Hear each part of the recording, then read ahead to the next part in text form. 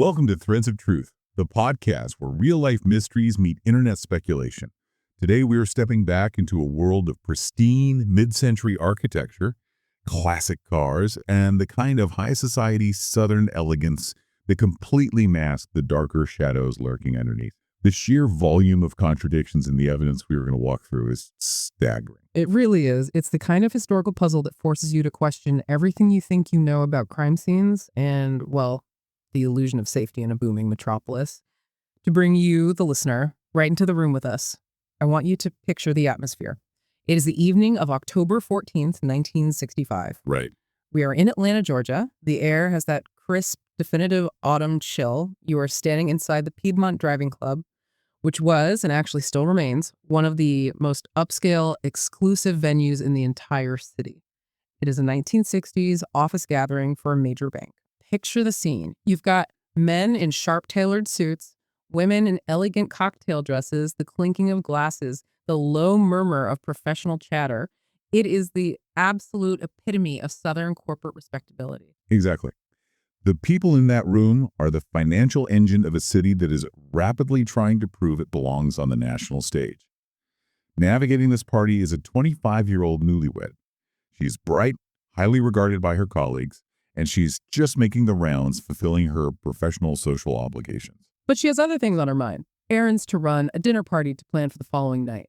Yeah, so she says her goodbyes, leaves the warmth of the club, and eventually makes her way to a local shopping center.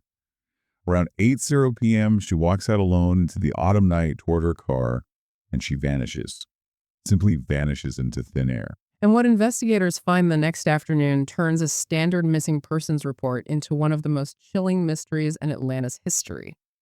The physical evidence left behind is unsettling precisely because it feels entirely performative. Performative is the perfect word for it. The clues contradict each other at every turn, especially that detail about the blood without a body.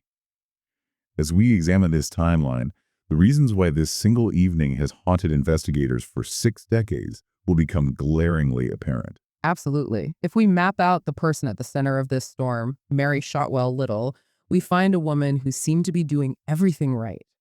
She was a hardworking bank secretary, originally from Charlotte, North Carolina. Right, she had graduated from the Women's College at the University of North Carolina and made the move down to Atlanta in 1962. Who was she, really, in the context of this booming 1960s Southern city? By all accounts, she was building a highly successful, independent life. She initially moved into a house on University Drive with 3 roommates, establishing a solid social network. Professionally, she was thriving. She landed a position at the Mitchell Street branch of the Citizens and Southern Bank, widely known as C&S Bank. And CNS wasn't just some local credit union, right? No, not at all.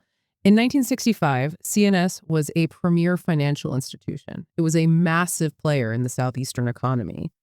And Mary wasn't just working the teller line. She was a secretary to high-level executives, specifically working for the head of the personnel department. So she had access. Exactly. She handled sensitive documents, managed schedules for top-tier bank examiners, and was deeply embedded in the administrative heart of the bank. She was universally described as competent, punctual, and highly trusted. And her personal life was mirroring that upward trajectory. Just 6 weeks prior to her disappearance, in early September 1965, she married a man named Roy H. Little, Jr. They purchased a new home together in Decatur, a quiet suburb just outside of Atlanta. She was a newlywed settling into domestic life. But when you look at the source materials detailing the weeks leading up to October 14th, a very different, much darker picture emerges. The historical files highlight some deeply paranoid behavior for Mary that her friends noted was completely out of character. The archival witness statements from her coworkers paint a portrait of a woman who was becoming increasingly terrified of her own surroundings. In the weeks following her wedding, she suddenly became wary of being in her car alone. She didn't even want to be in her new house alone. And at work, the sanctuary of her desk was violated by a series of highly unusual, distressing phone calls. Her colleagues, sitting nearby in the open plan office, overheard snippets of these one-sided conversations. Yeah, they reported hearing Mary say things in a hushed, panicked tone like, "I'm a married woman now." And in another distinct instance, she said, "You can come over to my house anytime you like, but I can't come over there." Hearing those specific phrases sends a chill down my spine. It strongly implies she knows the caller, and it suggests an incredibly uncomfortable, perhaps threatening dynamic that she is desperately trying to manage. And on top of the phone calls, there is the mysterious delivery. Shortly before she vanished, Mary received 5 red roses at work from an unknown admirer, a secret floral delivery just weeks after she returned from her honeymoon. And the files indicate she never mentioned these flowers to her husband. Right. Establishing this psychological baseline is crucial for understanding her state of mind on the day she disappeared. She was undeniably on edge. She felt hunted, or at the very least, heavily surveilled. Whether this pressure was coming from a spurned former lover, an obsessive colleague who couldn't handle her recent marriage, or someone else entirely, Mary was carrying a significant silent burden of anxiety into what should have been a thoroughly mundane Thursday. If we look at the timeline of that seemingly mundane Thursday, October 14th, 1965, the contrast is striking. Mary's husband, Roy, is out of town for work. Mary spends her afternoon and evening balancing 2 worlds. She attends the bank's gathering at the Piedmont Driving Club, swapping pleasantries among the city's financial elite. Then she leaves to tackle her actual to-do list for a dinner party she and Roy were hosting the very next night. She navigates over to the Lenox Square shopping center to buy groceries. Lenox Square in the mid-1960s was an open-air mall, widely considered the absolute crown jewel of Southern retail. It was a massive, bustling, well-lit central hub for Atlanta society. It represented safety, commerce, and the modern suburban lifestyle. She purchases her groceries at the Colonial grocery store located within the complex. Yeah. Afterward, she meets up with a coworker, a woman named Isla, for dinner at the S&S cafeteria right there at Lenox. Following dinner, the 2 women stroll over to Rich's department store to do a little shopping. According to Isla's official police statements, Mary seemed to be in genuinely good spirits that evening. The suffocating panic from the previous weeks wasn't overtly visible. Around 8:00 p.m., she and Isla finally part ways. Isla watches Mary walk toward her parked 1965 metallic gray Mercury Comet. That moment, under the hum of the parking lot lights, is the last time anyone who knew Mary Shotwell Little ever saw her. The timeline immediately shifts to the following morning, Friday, October 15th. Mary fails to arrive for her shift at C&S Bank. Given what we know about her professional reputation, her absolute punctuality and reliability, this absence is not viewed as a simple oversight. It's a blaring alarm. Yes. Her boss, Gene Rackley, does not just write it off or wait for her to call in sick. When she is more than a few hours late, he begins actively investigating. He calls her home in Decatur. There is no answer. He contacts her landlady, who walks over and notes that Mary's morning newspaper is still sitting untouched on the front steps. Rackley, knowing she had plans to shop at Lenox Square the night before, actually telephones the shopping center's management. The proactivity of her boss is striking. He doesn't just make phone calls. He physically gets in his car at noon, drives to Lenox Square himself, and begins slowly cruising the massive parking lots. And he is the one who finds it. He spots Mary's gray Mercury Comet parked in the yellow 32 section of the lot. He knows her husband, Roy, is an hour out of town on business and hadn't heard from her either. Rackley immediately contacts the authorities, and the official physical investigation begins. When the police finally open the doors of that car, what exactly does the crime lab uncover? This is where the scene becomes deeply unsettling and heavily analyzed by forensic historians. When the Atlanta Police Department's identification unit inspects the vehicle, they are met with a tableau that violently defies simple explanation. First, they catalog the biological evidence. They discover specks of blood on the driver's door near the interior handle, smeared on the inside window of the passenger side, and over the vinyl of the front seats. They also lift a distinct bloody fingerprint from the steering wheel. Adding a bizarre environmental element, they find a small smattering of grass clippings stuck in the dried blood where a passenger's head would have rested against the seat. I understand the blood is type O, which matches Mary's blood type. But the way the rest of the scene is arranged is what elevates this from a tragic crime scene to a psychological puzzle. Neatly folded and tucked securely between the 2 front seats were Mary's undergarments, her girdle, her slip, and her panties. They, too, were covered in specks of blood. Down on the floorboard, investigators found a black bra and a single stocking. The stocking was not torn in a frantic struggle. It was neatly cut, severed as if sliced deliberately with a sharp blade. The central forensic anomaly here is the drastic discrepancy between the visual impact of the staging and the scientific reality of the evidence.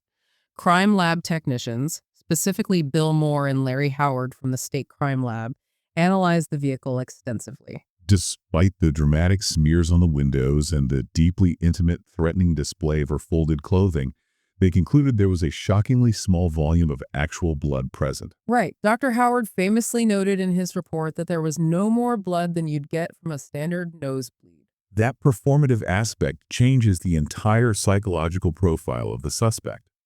Why would an attacker take a tiny, almost negligible amount of blood and meticulously smear it around the cabin to simulate a violent, bloody struggle, while simultaneously taking the time to fold the victim's underwear with domestic care? It forces investigators to ask who the intended audience for this macabre performance was. Was it designed to inflict maximum psychological terror on her husband? Was it a calculated decoy meant to distract the police by steering them toward the narrative of a disorganized, brutal sexual assault right there in the parking lot? Or was it the psychological signature of a highly organized, deeply disturbed offender who derives power from the shock value of the staging? The scene is screaming a message, but the vocabulary is entirely contradictory. And the external clues on the vehicle only compound the confusion. The exterior of the Mercury Comet was coated in a thick, heavy layer of fine red dust. This was not the standard grime of downtown Atlanta. It was rural Georgia red clay. This heavily suggested the car had recently been driven at high speeds down unpaved country dirt roads. And inside the car, acting as a bizarre anchor to reality, her bags of groceries from the night before were still sitting undisturbed in the back seat.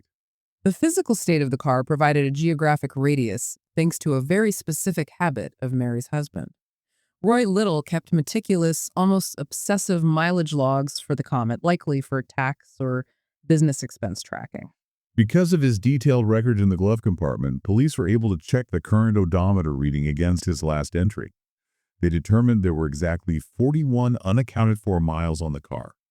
41 miles. That suggests the vehicle was driven somewhere rural enough to get caked in red clay, roughly 20 miles out of the city and 20 miles back. And as if that wasn't convoluted enough, whoever took the car had tampered with its identity.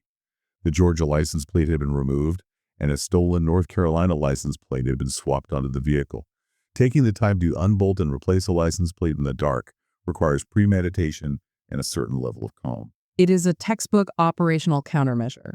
If the perpetrators needed to move Mary and her vehicle without drawing the immediate attention of local patrolmen who might be looking for a missing woman-specific Georgia tag, a stolen out-of-state plate provides a temporary, effective cloak of invisibility.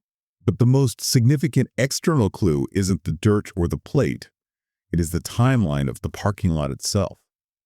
The parking lot anomaly is a detail that completely fractures the timeline. We have to look at the security protocols at Lenox Square in 1965. Security agents and a local traffic cop patrolled those vast open-air lots throughout the night and into the early morning hours. According to their sworn official statements to the police, at 6 a.m. on Friday morning, that entire parking lot was virtually empty, save for one older model blue Rambler left overnight. Mary's gray Mercury Comet was undeniably, definitively not parked in the Yellow 32 section at 6 a.m. The implications of that sworn testimony are staggering. It means the car was intercepted and driven away on the night of the 14th. It was taken somewhere rural, accumulating 41 miles and a cut of red clay. Then, brazenly, someone drove that heavily compromised, blood-stained vehicle back to the exact same busy shopping mall in the broad daylight of Friday morning, parking it sometime between 6 a.m. and noon when Gene Rackley found it. Returning a victim's car to the primary crime scene is an astronomical, almost suicidal risk. Which begs the question, why take that risk? The forum discussions from our sources dive heavily into this exact logistical nightmare. A user named Fred Nedna articulated the frustration perfectly. Why not just abandon the car in the deep woods or submerge it in a lake? Why bring it back to the hub of Atlanta commerce? Another user, Valiant, proposed a chillingly practical theory. What if the return of the vehicle wasn't a taunt at all, but a logistical necessity? What if one of the perpetrators worked near Lenox Square or lived right in that neighborhood? After handing Mary off to a secondary location or to other accomplices, they drove her car back because it was literally their only transportation to get to their own job that morning. It strips away the theatricality and replaces it with cold, hard logistics. If this crime was a coordinated abduction involving multiple individuals handling different phases of the operation, transportation is a critical vulnerability. And we possess irrefutable documented evidence that this was indeed a coordinated multi-state conspiracy because of the paper trail that emerged in the weeks that followed. The ghost evidence. About a month into the grueling local investigation, the Atlanta police get an unexpected hit from out of state. Mary's gasoline credit card, which was issued under her husband's name as Mrs. Roy H. Little Jr., was used twice in the state of North Carolina within a 24-hour window following her disappearance. To appreciate the gravity of this evidence, we must briefly contextualize how financial transactions occurred in 1965. Because this was decades before instant electronic authorizations, those SO station carbon copy credit slips wouldn't hit the bank's central billing department for weeks. The physical slip was placed into a mechanical imprinter. The customer signed it, and the paper was eventually mailed to a processing center. It created a perfect delayed paper trail that allowed suspects to travel hundreds of miles before anyone even knew the card was missing. Let's trace that trail. Sighting number 1 occurs in Charlotte, North Carolina, which, significantly, is Mary's hometown. It happens between midnight and 2 a.m. on Friday, October 15th, mere hours after she was last seen in Atlanta. A vehicle pulls into an Esso service station right off Interstate 85. They purchase 17 gallons of gas. The attendant on duty remembered the encounter vividly because it was so disturbing. The credit slip is handed over, authorized, and signed by a woman who was lying down on the front seat of the car. The attendant's description is haunting. He noted that the woman looked battered, bruised, and bloody. She was actively trying to conceal her face by holding a large road map up in front of her, but the attendant could clearly see a laceration on her head. She avoided all direct eye contact with him. Crucially, she was not alone. She was accompanied by a man described as middle-aged, unshaven, and sporting a rugged appearance. He appeared to be completely in control of the interaction, dictating the transaction while she lay bleeding on the seat. And under those horrifying conditions, she signs the credit slip. Mrs. Roy H. Little Jr. The FBI handwriting experts later examined these original slips. While they noted they couldn't issue a 100% definitive confirmation due to the shaky, trembling nature of the penmanship, they officially stated it was a near-perfect match for Mary's known handwriting. It could not be ruled out. If you put yourself in her position, the psychological terror is unimaginable. She is a newlywed, battered, bleeding, hiding behind a road map in her hometown, being forced by a captor to sign her own name to a financial document. The nightmare continues with sighting number 2. Roughly 12 to 14 hours later, the exact same credit card is utilized again to purchase 15 gallons of gas at another Esso station, this time further east in Raleigh, North Carolina. The service station operator at this location provided an equally vivid, independent description. He observed a woman sitting in the passenger seat. She had a distinct white and blue striped towel wrapped securely around her head, likely concealing the injuries noted in Charlotte. She was wearing a tan coat, which perfectly matched the description of the London fog raincoat Mary was known to have with her when she vanished. The attendant noted visible dried blood on her legs and arms. This time the dynamic has shifted. She is no longer with just one man. She is accompanied by 2 unshaven men who were overtly directing her movements and ordering her around. Once again, she signs the slip, Mrs. Roy H. Little Jr. Now, the internet sleuths immediately log on to a massive geographic and temporal anomaly here. The drive from Charlotte to Raleigh is approximately 160 miles. Even factoring in the uncompleted sections of the interstate system in 1965, that journey takes 3, maybe 4 hours tops. Yet there is a massive 12 to 14-hour gap between the Charlotte transaction and the Raleigh transaction. Where were they and what were they doing for half a day? That time discrepancy strongly suggests they went to ground. They likely stopped at a secluded motel, a prearranged safe house, or a remote rural property. Furthermore, the introduction of a second man in Raleigh, when only one was observed in Charlotte, points toward a coordinated handoff, a network of individuals moving a captive across state lines. And if Mary is in North Carolina being driven by these rugged men, We circle back to the parking lot anomaly, who physically drove her Mercury Comet back into the Lenox Square parking lot in Atlanta on Friday morning. It is a physical impossibility for it to be the same people. The evidence irrefutably points to a criminal conspiracy involving at least two, and highly likely three or more distinct individuals operating across multiple jurisdictions. It raises a glaring behavioral question. Why would kidnappers force a victim to sign her own name? Why generate a verifiable paper trail at all if the ultimate goal is to make someone disappear without a trace? Investigative historians debate a few possibilities. The simplest explanation is a lack of resources. They needed the fuel to keep moving and simply didn't have the cash on hand, implying a low-level, poorly funded crew. However, a more sophisticated theory, proposed by forum analysts, suggests it was a calculated red herring. By deliberately creating a verifiable paper trail heading north toward her hometown of Charlotte, the perpetrators knew they could eventually divert the massive police dragnet away from Atlanta. They understood the delay in credit card processing gave them a massive head start. But once discovered, it would thoroughly confuse the geographic focus of the investigation. The scale of that investigation in Atlanta was truly unprecedented for the era. We are talking about a massive, desperate dragnet. Authorities deployed pilots in small aircraft to fly low over the rural counties, looking for freshly disturbed earth or hidden vehicles. Military reservists were called in to scour the dense woods surrounding the Lenox Square area. The desperation reached a point where they actually pressed local county jail inmates into service, marching them through the thick Georgia brush in search of evidence.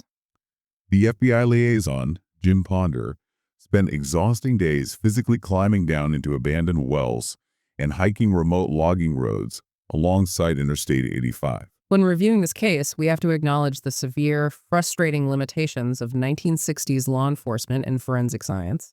The Atlanta Police Department, led by Lieutenant Jack Perry, was essentially operating in the dark. Modern law enforcement would run that bloody fingerprint from the steering wheel through AFIS, the automated fingerprint identification system, in a matter of seconds, potentially identifying a suspect instantly.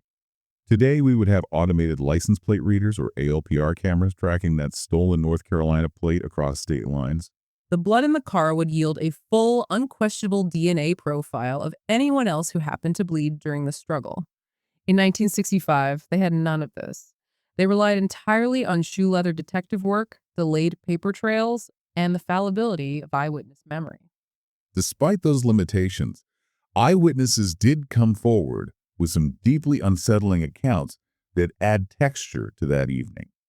A few days after Mary vanished, a local woman reported a highly suspicious predatory encounter in the Lenox Square parking lot on that exact same evening of October 14th. Just minutes before Mary was last seen walking to her car, this witness was accosted by a man with a distinct brown crew cut. He aggressively knocked on her car window and insisted that her back tire was low on air. The woman was suspicious, checked it herself, and realized it was a complete fabrication. Her tire was perfectly fine. That interaction is a classic textbook predatory ruse. It is psychologically designed to manufacture a crisis, prompting a woman to unlock her door, step out of the perceived safety of her vehicle, and physically bend down to inspect a tire. In that moment, she completely exposes her back and her surroundings to the attacker. If this unidentified man with the brown crew cut attempted the exact same ruse on Mary just a few rows over, it perfectly explains how an abductor could gain physical control of her in a busy, well-lit parking lot without causing a scene or triggering a scream. We have established the timeline, the bizarrely staged crime scene, and the terrifying ghost sightings in North Carolina. Now we have to wade into the theories and the speculation. When a vacuum of evidence this profound exists, human nature inevitably rushes in to fill it. Let's give the inner circle theories their due diligence, because they carry significant weight. The theory of a stalker, a spurned lover, or an obsessive coworker aligns perfectly with the psychological baseline we established earlier. It accounts for the anonymous delivery of the 5 red roses and the terrifying phone call she received at her CNS bank desk. Statements like, "I'm a married woman now, I can't come over there," strongly indicate a prior intimate relationship or a relentless, inappropriate pursuit by an acquaintance. And naturally, the spotlight of suspicion initially burned very hot on her husband of 6 weeks, Roy Little. The marriage was reportedly a point of contention among her social circle. Some of Mary's closest friends actually disliked Roy with such intensity that they flatly refused to attend their wedding. Furthermore, Roy's demeanor in the aftermath of her disappearance raised countless eyebrows among investigators and the public alike. According to the police files, he did not exhibit the frantic, overt panic expected of a grieving newlywed. More critically, he firmly refused a police request to submit to a polygraph examination. Refusing a polygraph is always a complicated data point. While modern courts deemed them inadmissible pseudoscience in 1965, refusing one was often viewed by detectives as a tacit admission of guilt or deception. However, investigators had to grapple with a fundamental hurdle regarding Roy. He possessed an ironclad, corroborated alibi. He was documented to be an hour outside of Atlanta on business during the critical hours of the abduction. Furthermore, financial audits failed to uncover a clear monetary motive, such as a massive, recently acquired life insurance policy. But the narrative surrounding Roy takes a very strange cinematic turn. Shortly after the disappearance became front-page news, Roy received an anonymous ransom call at his home. A voice demanded $20,000 in exchange for Mary's safe return. The caller provided incredibly specific, complex instructions. They directed Roy to drive up into the remote mountains of North Carolina, specifically to a designated overpass deep within the Pisgah National Forest, where he would find further instructions taped to a highway sign. It was a highly dangerous drop scenario. Roy did not make the drive. Instead, an FBI agent went undercover in his place, navigating the winding, isolated mountain roads to the designated overpass. When the agent arrived at the coordinates, he did indeed find a sign, but attached to it was simply a blank piece of white paper. The mysterious caller never reached out again. This leaves us with two distinct possibilities. Either it was an exceptionally cruel hoax perpetrated by someone reading the newspaper coverage, or the actual kidnappers set up surveillance at the drop site, spotted the federal agent, and instantly aborted the operation. If we step back and look at the sheer logistics of the crime, the lone stalker, or the husband theory, starts to strain under the weight of the evidence. A forum user named Frank Smith laid out a brilliant logistical analysis in the source materials. The stalker theory beautifully explains the roses and the hushed phone calls, but does a single obsessed bank clerk have the underworld connections and the financial resources to hire a crew of rugged men to drive a bleeding woman hundreds of miles across state lines while simultaneously orchestrating a secondary team to swap out stolen license plates and boldly return her vehicle to a heavily patrolled mall the next morning? That level of coordination requires infrastructure. It requires a network. Exactly. It requires organized criminality. This leads us directly into the most complex, heavily speculated, and perhaps most dangerous theory in this entire case: the organized crime connection and the CNS Bank internal scandal. To comprehend how a 25-year-old secretary could become entangled with the mob, you must understand the macroeconomic landscape of 1960s Atlanta. The city was undergoing an explosive, unregulated financial boom. Skyscrapers were going up, massive infrastructure projects were underway. And history shows us that where massive, rapid capital flows, syndicated organized crime inevitably follows, seeking to launder money and secure illicit loans. CNS Bank, where Mary spent her days, was at the very epicenter of this boom. According to declassified FBI files highlighted in our sources, CNS Bank was dealing with a severe internal crisis. The bank had quietly hired a former FBI agent to operate internally as a private investigator. Why does a supposedly pristine, high-society Southern bank need its own private eye roaming the hallways? Because the executive board was terrified of a rampant suspected prostitution and blackmail ring operating right there on the bank's property, allegedly involving its own employees. Mary's immediate supervisor, Gene Rackley, publicly downplayed the severity of this probe, claiming it was a minor, isolated issue involving low-level clerical workers, and that Mary was completely insulated from it. However, multiple close friends of Mary contradicted him, claiming Mary had explicitly confided in them about the investigation, indicating she was acutely aware of the dark underbelly of her workplace. And we have to remember Mary's specific placement in the corporate hierarchy. She wasn't an isolated teller cashing checks in the lobby. She was the secretary for the head of the personnel department. She was interacting with high-level state bank examiners. She had unparalleled access to executive files, private meeting schedules, and the inner workings of the bank's most powerful figures.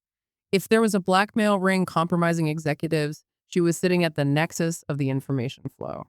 If we expand the scope of this theory, The historical sources detail a massive concurrent FBI probe involving a man named Elliot L. Haas. Haas was a pillar of Atlanta's financial elite, moving in the highest circles of society. But federal investigators suspected Haas was running an extensive insurance kickback scheme in direct partnership with a man named Alan Dorfman. Alan Dorfman was not a local grifter. He was the Chicago outfit's direct connection to Jimmy Hoffa and the Teamsters Central States Pension Fund. Dorfman and his associates were funneling millions of dollars in mob-controlled loans into Southern real estate, financing massive luxury projects like the Atlanta Cabana Hotel. So you have this incredibly volatile mix. The highest, most respected echelons of Atlanta's high society are quietly shaking hands and signing documents with the Chicago mob. Seen as bank executives were sitting on the same civic advisory boards and arts committees as men like Haas. The working theory suggests that if a localized prostitution ring was being utilized to blackmail these financial elites to secure approval for these massive shady mob loans, the stakes were astronomical. A sharp secretary who accidentally saw the wrong internal memo or listened in on the wrong phone call would instantly become a massive liability to extremely dangerous people. It sounds like the plot of a noir film, but we possess a stunning, documented piece of corroborating testimony. In 1966, federal agents interviewed an inmate serving a life sentence at the Georgia State Prison named Larry Stargell. Stargell offered a highly specific confession. He claimed that a notorious cop killer and known mob enforcer named Jerry Mason, along with a hand-picked crew of men, were paid $5,000 each by an unnamed, powerful Atlanta big shot to kidnap Mary Shotwell Little. We need to adjust that figure for inflation to understand the gravity. $5,000 in 1965 is the equivalent of roughly $50,000 today. That is an exorbitant amount of money. That is a top-tier, organized hit contract, not a crime of passion. Stargell's narrative provided chilling logistical details that aligned with the known facts. He claimed Mason's crew kidnapped Mary, transported her across state lines to a specific safe house in Mount Holly, North Carolina, a location that sits perfectly along the highway route connecting the Charlotte and Raleigh credit card sightings, and subsequently murdered her there. Stargell further alleged that Mason then used the leverage of the murder to extort even more money from the Atlanta executive who ordered the hit. While the FBI officially discredited Stargell's story at the time due to his status as a convicted felon seeking favors, modern cold case investigators continually circle back to it. It is the only theory that flawlessly explains the sheer logistics. The required multiple men, the coordinated interstate travel, and the audacious, confident return of the vehicle to the mall. It also perfectly explains why the mob's specific stylistic signatures are smeared all over this crime scene. True crime historians in the forums frequently compare Mary's case to known, verified syndicate hits of the era. They point to the murder of Judy Rigorello in Detroit, whose vehicle was also deliberately wiped clean of actual evidence, staged with her personal items to create a false narrative, and left in a highly public place to send a chilling message to anyone else who might be watching. It is textbook psychological warfare. This hypothesis raises a deeply disturbing question regarding the timeline. If the syndicate was behind this, were the stalking incidents, the heavy breathing phone calls, and the anonymous red roses actually part of a coordinated intimidation plot? Were they deliberately trying to break Mary psychologically in the weeks leading up to the abduction? Perhaps they were testing her, trying to determine what she actually knew or who she had already spoken to before they ultimately decided she had to be silenced. The secret admirer might not have been a lover at all, but a syndicate intimidation tactic designed to induce terror. The answer to whether the bank was truly the epicenter of this danger might lie in the most chilling postscript of this entire 60-year saga. It is the tragic echo of a woman named Diane Shields. I want you, the listener, to really lean in and absorb this sequence of events. After Mary vanishes in October 1965, her desk at CNS Bank sits agonizingly empty. Eventually, the corporate machinery moves on, and the bank hires a new secretary to take over Mary's exact position. Her name is Diane Shields. She is just 22 years old. Fast forward 18 months. On May 19, 1967, Diane Shields clocks out and leaves her workplace. A few hours later, she is discovered murdered. Her body is found violently stuffed into the trunk of her own vehicle, which has been abandoned in a public location in East Point, Georgia. The details of Diane's murder are crucial because they rule out standard street crime. She was not robbed. Her valuable diamond engagement ring was still sitting on her finger. She was not sexually assaulted. The cause of death was suffocation. The killers had violently shoved a scarf and a ripped, crumpled piece of paper from a telephone directory deep down her throat. And here is the haunting detail that ties these two women together forever. In the days immediately preceding her murder, Diane Shields had also received a mysterious anonymous delivery of flowers from an unknown sender. The parallels are absolutely impossible to ignore or write off as mere coincidence. You have two young women holding the exact same sensitive administrative position at the exact same scandal-plagued bank. Both receive anonymous floral deliveries signaling they're being watched. One is abducted, and her vehicle is bizarrely staged. The other is brutally murdered and left in the trunk of her vehicle. And according to sworn statements from Diane's best friend, Diane had recently confided a massive, dangerous secret.